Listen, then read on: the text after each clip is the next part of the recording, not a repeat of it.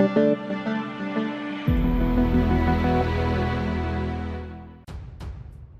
to hard reset Poco C55.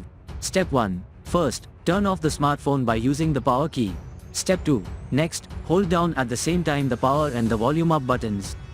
Step 3. When the Poco logo shows up, let go of the power button, but keep pushing the volume up.